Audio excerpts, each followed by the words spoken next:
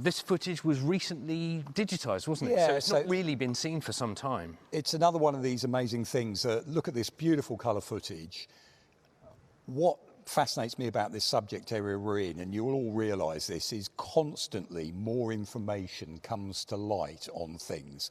So over in the archive, we've got lots of training videos, we've got Betamax, we've got all sorts of things, as well as 16mm, 35mm, 8mm film.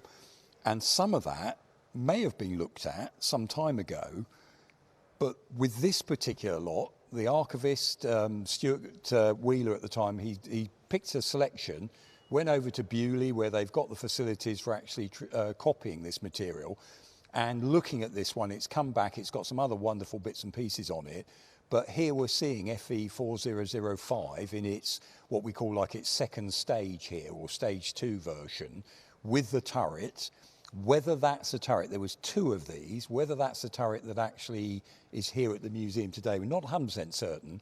I think this is filmed at a place called Cobham Common, so it's basically this Chertsey site in the backgrounds there, and what we're looking at is obviously some trials of the vehicle that they were filming at the time, which for us, fantastic to get that quality imagery, colour, and new to us as well, you know, and again, back to this, things will, you know, we've got loads more film. We need to, again, copy at some point.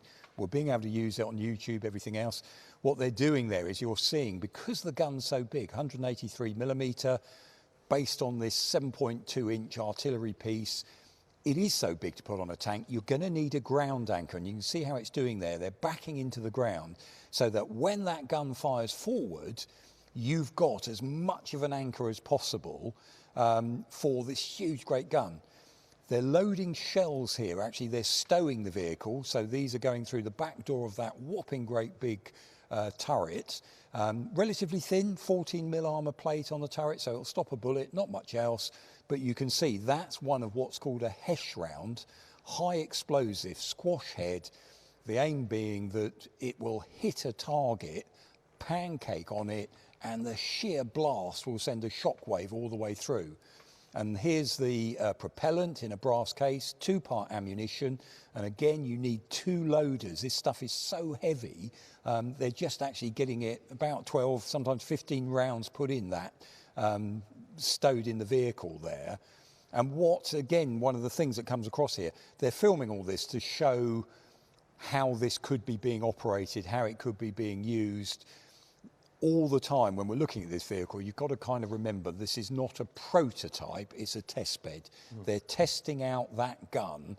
Is it going to be possible if we have to, back to what Fan was saying, that idea of the JS3, the larger Soviet tanks, if we need a gun that can step back on some sort of chassis, Centurions in front, this is behind, this is going to have to fire and knock out tanks at an enormous distance away. They're looking at, you know, about, I don't know, up to about 2 kilometres plus, that sort of thing at the time, which is a pretty sizable distance to be able to fire at. And also this round is so big that if it does hit the target, as you can see there, you're not going to get much left after you've been hit by a 183mm round.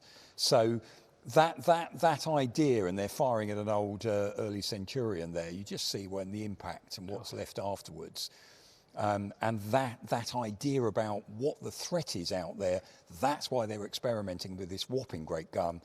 By the end of the 50s, they canned the project in 1957 because actually we're now looking at the idea of missiles being able to do that job for distance.